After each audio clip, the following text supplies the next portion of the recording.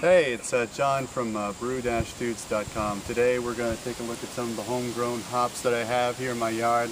This is a second year Cascade plant and it's coming pretty well. The first year really didn't grow all that much. It was really just establishing its root system.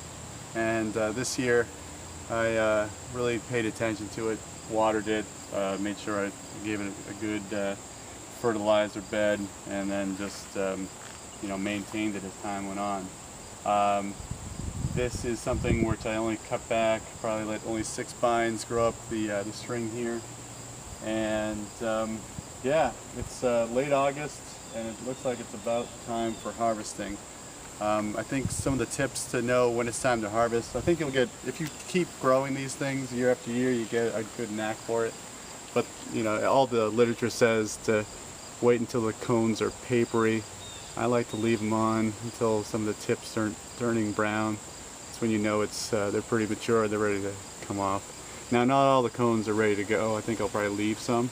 So what I'll do is probably just go up this ladder, start cutting down some of the stems here that have the cones that are ready to go, and then I'll leave, probably do another harvest later on, maybe mid-September, right before the first frost.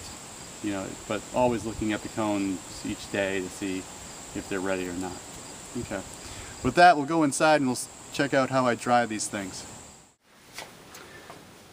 So what I have here is a screen that goes to one of my windows, and I just laid it out here across 2 shelves so that enough airflow comes above and below it. And I just let it sit here for a few days until they get really dry.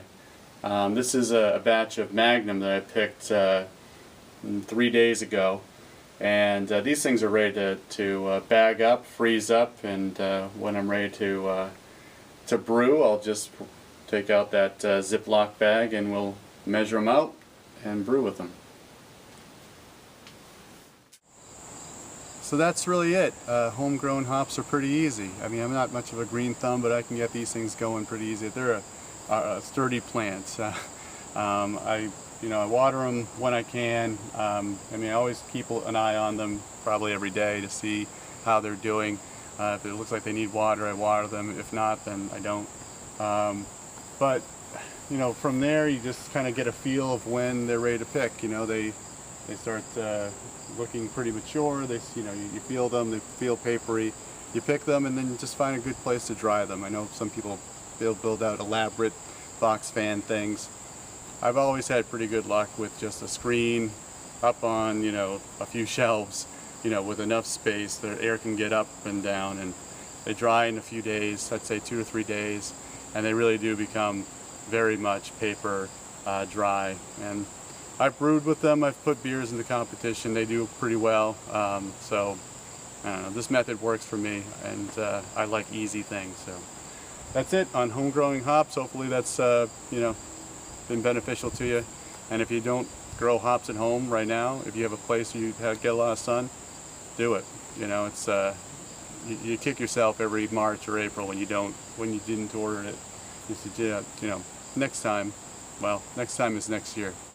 So until next time, we're the Brew Dudes, these Brew Dudes, growing hops and brewing beer.